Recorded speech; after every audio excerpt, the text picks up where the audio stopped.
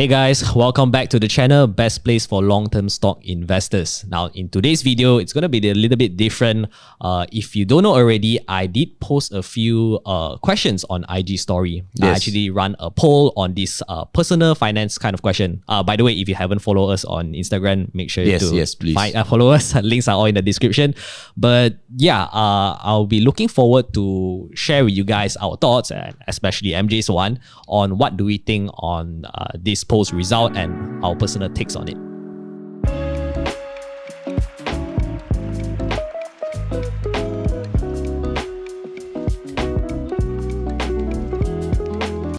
Now, as a disclaimer, none of what we say should be taken as financial advice. We are not professional. If you need that sort of advice, please do seek to a pro.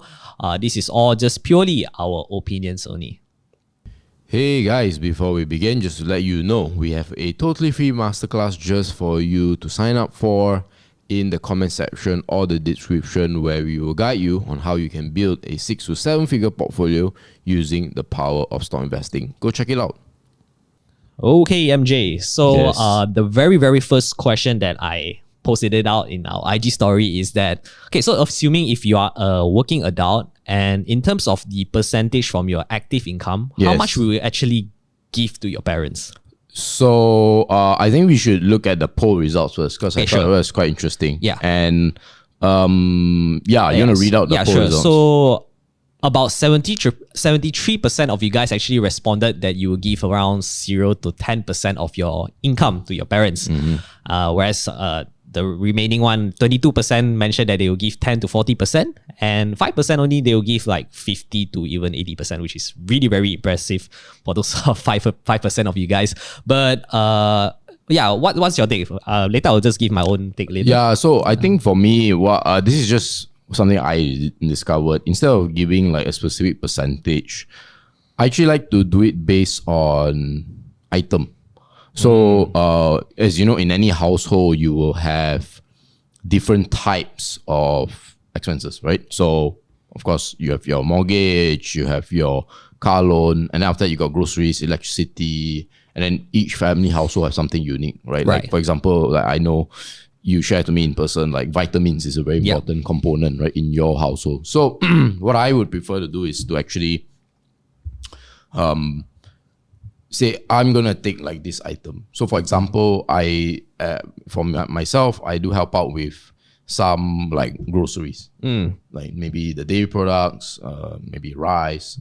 And then I also sometimes, treat my parents with, can be a dessert, can be whatever. So I prefer to go by item rather than something like fixed. Yeah, so it's like a non-monetary kind of gifts. No, I'm spending money. Yeah, spending money, right? But I don't give them an ang pao every month. Right. The reason is because I feel like that's a lot better, because it feels like you're also getting involved in the like household interaction and the household products or whatever, right? I feel like that's a lot better. Then it could be electricity. Then now suddenly, like the added dimension is like, okay, now that you have electricity, is like, I paid for it. Like, you switch that off right now. Right. So my take is actually, I personally would give like 10 to 40%. Yeah, so I give in terms of monetary term. Sure. One of the reasons is because I rarely do the groceries. So it's always like my mom is the one who's doing the groceries. And yeah, so my form is actually just to give my mom actually a certain percentage, and each of actually my sisters also, they also give like some certain cash, so that we know that we have enough for that month. And because I usually track our housing expenses, so that's how I actually kind of roughly get that figure out.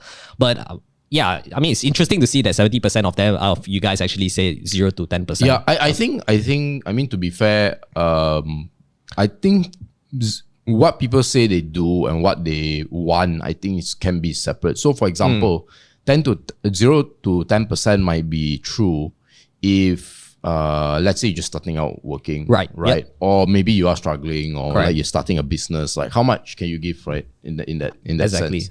Yeah. Whereas I would like to think that most kids want to give a bit more, right? Because it's also in the culture and all that. Yeah. But of course, there are those that will say like, why do I need to go beyond 10%, right? Or like it's enough. And then also you have to factor a lot of things like maybe their parents are rich, then they're like, what do I need to give? Like me giving them like 500 ringgit a month is like they spend that on one dinner, you know what I mean? Right. Because for me it's just more of a matter of repaying back. Exactly. So I mean there are different like motivations, right? Depending.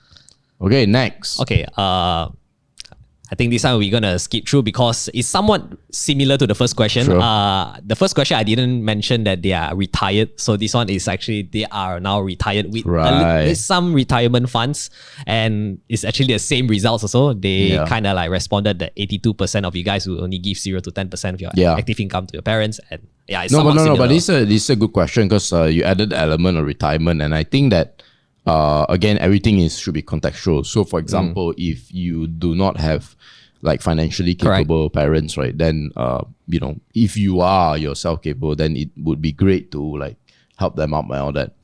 But let's say if your parents are like quite wealthy, quite capable, right? I realized that what they want now is not like money. What they want is actually time with you.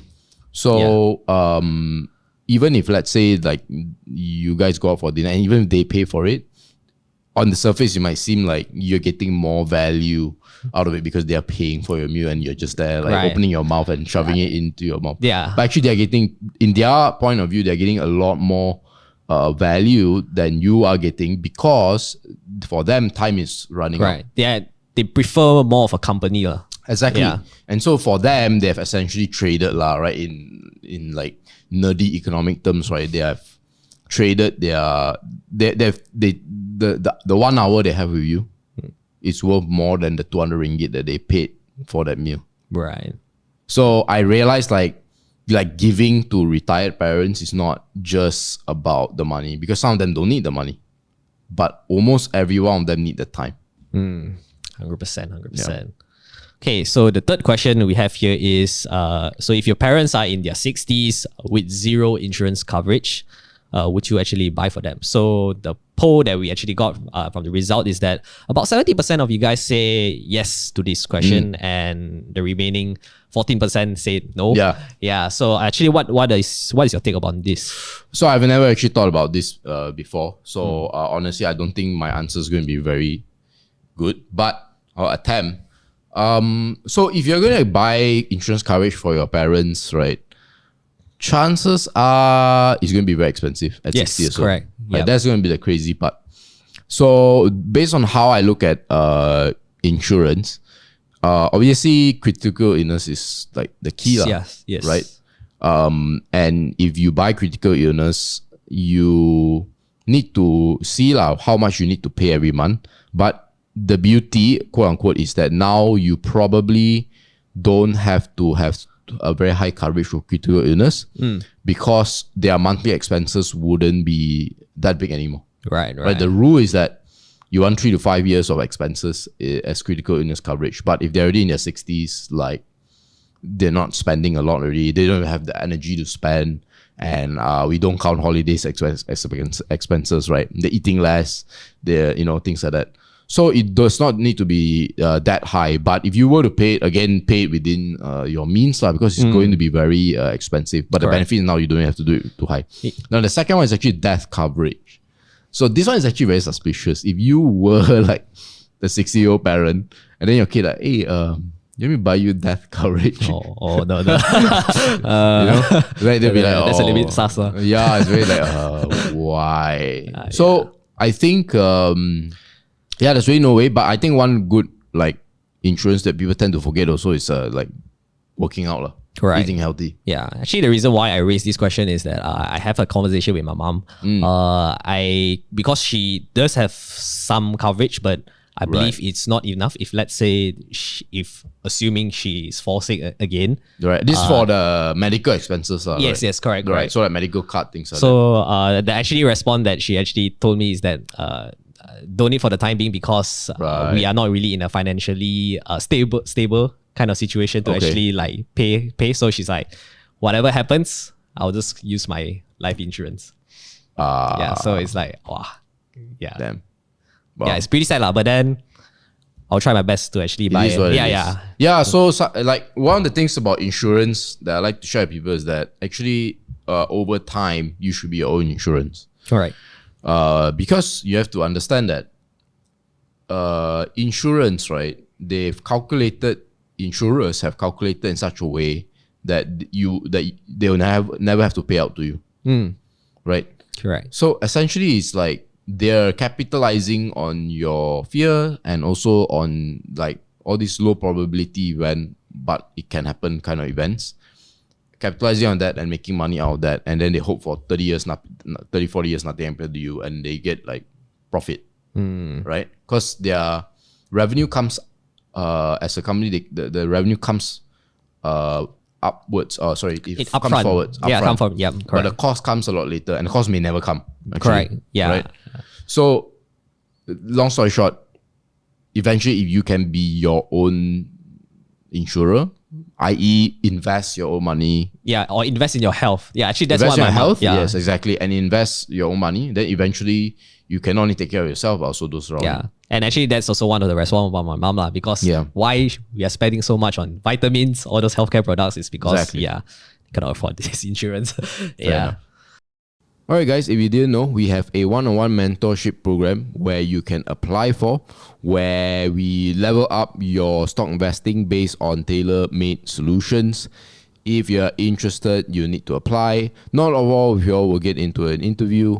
It's only 20% of you all will do it, and even fewer will get to hop on the program. But if you're confident that you can qualify, you can click on the link and fill in your details in the comment section or the description.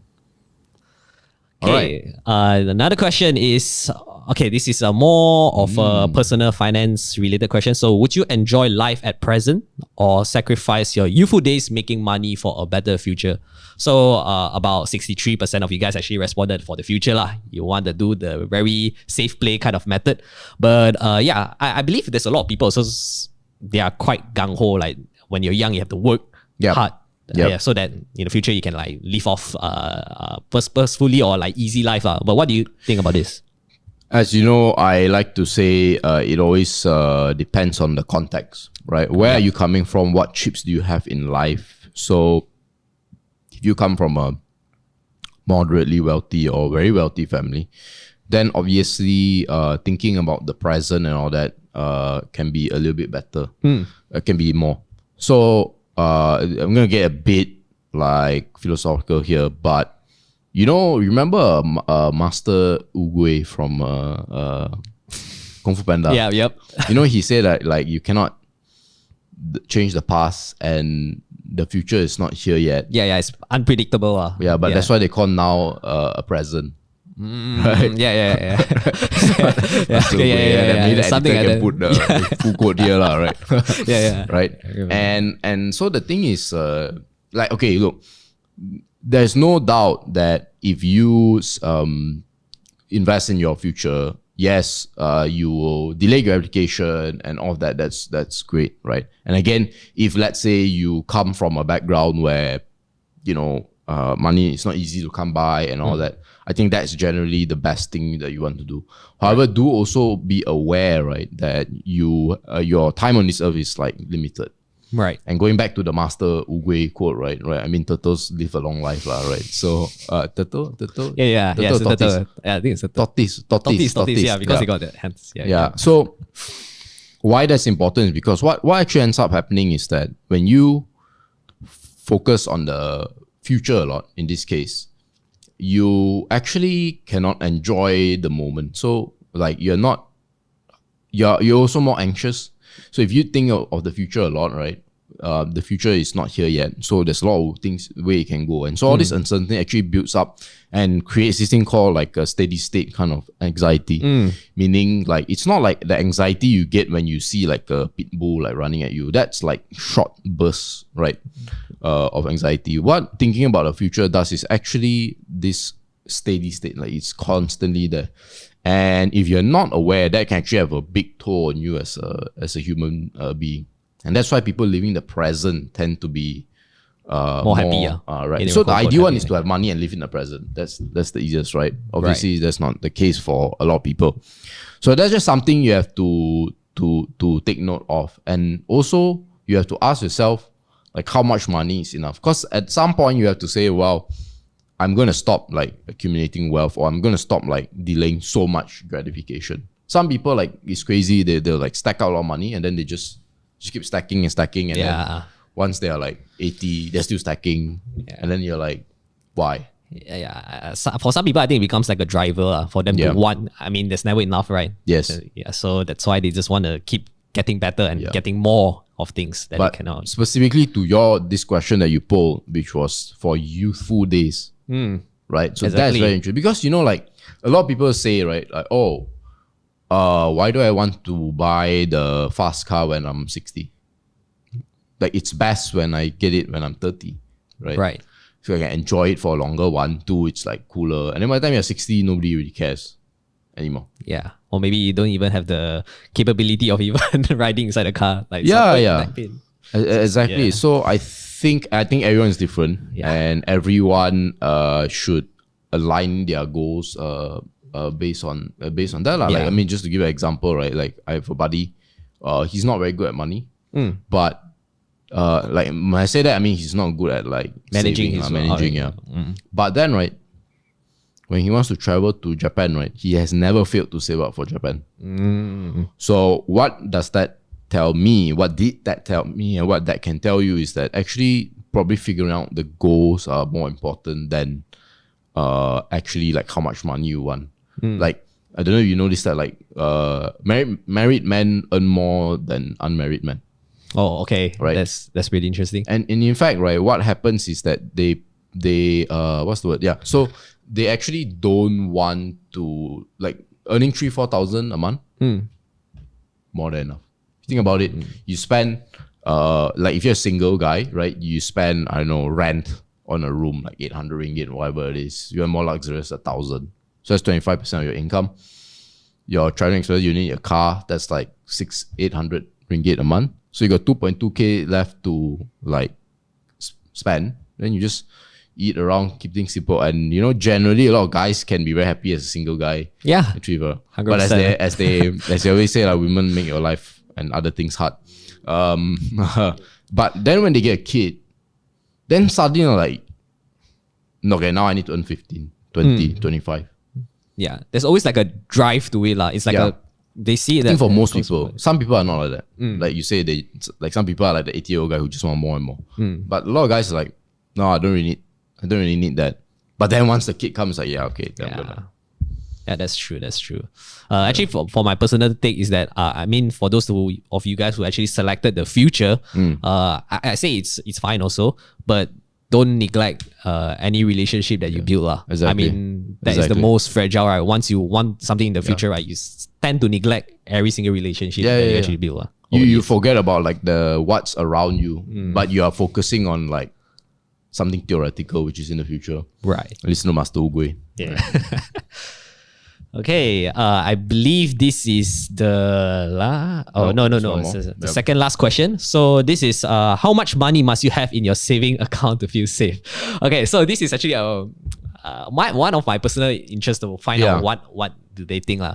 So about 88% of you guys actually mentioned that at least 1K in your saving account. Okay, so that's interesting because personally, I actually feel more safe if my saving account have like 300 or even 500. Yeah. I'm actually fine with it. I'm actually okay with having close to zero money inside my bank account. I don't know. Well, what's your take on it? So I mean, I run a business. So generally, when you run a business, it's just good for the psychology to have like that whole 6 months correct kind of salary. What if you have like a separate? So you have like one account for business, one account for your personal. Well, so the thing is, it's hard to separate. So meaning, okay. Well, you know, you can affect. Correct. Like what you practice, indirectly kind of like influence. All right. So usually for business people, like there's some of my buddies, they also like, they have like 2-3 years, right, of like savings. Correct. Just there. Actually, my way of also thinking is because I don't really feel safe that when I put in a lot of money inside saving, because anytime, I mean, I don't know, because I read a lot of news that there's like getting hacked and then they got money stolen from us. So actually, how I actually store if I were to save like more than 1,000 or something like that, I'll actually put it in my trading account. Usually like 2%, right? Something like that. Some give 2%, but that's the safest that I feel. So what I find interesting about this poll actually is not the 88%, because that makes sense, right? 1,000, then you learn, you need 3 to 6 months of expenses. Correct. So I mean, like honestly, 1,000 is like someone's 1 month or less, half a month of expenses maybe, or less. But the interesting one is actually the other 12% that is okay with less than 1,000 in their savings account. But maybe they are, because I didn't really specify it, whether they are going to keep it physically or maybe they are going to keep it somewhere else. Like for my case, it's like trading account. In savings, maybe that would have been. I think, but people would understand it to mean savings, Right. Okay. If you're enjoying the video so far, remember to like, comment, subscribe, click on the notification bell so that whenever new videos pop, you know it fresh. Okay, so this is the last one. So would you choose to have a high salary but you hate your job, or vice versa, low salary but you enjoy it? So about 63% of you guys actually chose high pay. 1/3, okay. I mean, it kind of is like a no-brainer. It's like, if you have a lot of money but you'll be sad, or would you like have little money but you'll be poor? Then I see like there's like a meme. They're like using his money to like wipe his tears. It's like, the rich. But what do you think about this? So I think, so you compare this with like the future, right? You realize that it could be a contradiction. It's not like a very obvious contradiction, but it could be a contradiction, because when you pick something that you hate but it's high pay, that's essentially in a way not delaying gratification. And what I mean by it is this. So typically, why is it that you hate your job? Usually something very repetitive, right? Or there's a lot of politics, or you don't have people good above you to guide you or to really nurture you. Usually, I mean, those are the three things, right? We don't count things like jam and all that, because that affects everybody, right? Traffic, right? So when you take in a high salary now I say this with the assumption, right, that how do I put it? Like you have expenses to take care, right?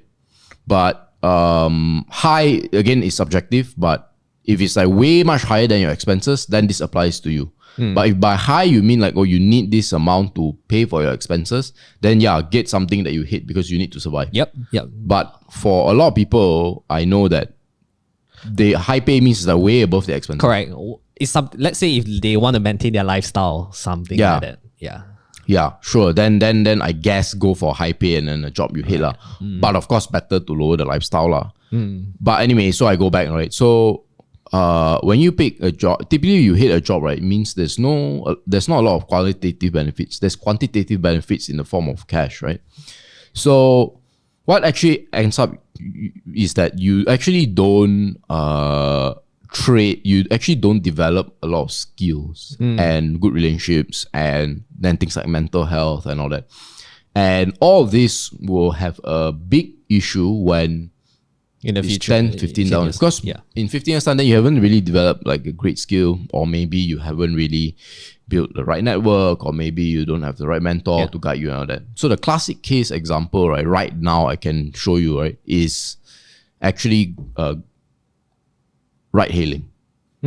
So if you do ride hailing, right, if you work really hard at it, you can actually make like 5,000-6,000. Now, to be fair, not everybody hates ride hailing, right? But there is a downside to ride hailing, even though you earn 6,000-7,000, which is like more, like way higher than the minimum wage, or way higher than fresh grad. The downside is that you don't actually develop a lot of skills, apart from driving and knowing the location. Right. Unless you have a way to monetize your driving and location, which I don't know. Like, it's not easy. But instead, if let's say you choose to take no salary or took very low salary to work at a really good like software company, let's say, you actually develop a skill that you can be really good, or you develop a skill like at Starbucks, for example. So if you go to Starbucks, you won't be paid like very highly, but you learn how to make coffee, you learn what it takes to like do customer service. Then of course you improve like creativity with your art on the coffee. Then you start developing all these vertical skills, horizontal skills rather, and you do it very well. So back to this, right? Typically when you enjoy something, you are learning, you are around the right people. Correct. So obviously we love a high paying job that we enjoy, but that's hard to come by. For me personally, assuming you don't have all like huge expenses, like I know some people who parents force them to buy a house and then parents force them to buy a car or whatnot. Okay, it's too bad. Go get the high paying job, right? But by and large, like I would say, especially if you're starting out, go for not just something you enjoy, but work for someone that you admire. Right. That's a very long answer, but yeah, but that's a pretty good answer actually. Very constructive. I think personally I don't really have much take because you already say out. Sorry, I took all the points. Took all the points already. So actually that's about it for today's video. I hope you guys enjoyed this kind of experimental style, kind of like a answer, doing a poll, random polls on IG. But if you do like it, do let us know in the comments. Who knows, maybe we'll do more in the future. And don't forget to follow us on our social medias, our Instagram, Facebook, Telegram, all those good stuff. All the links are in the description below. And we'll see you in the next video.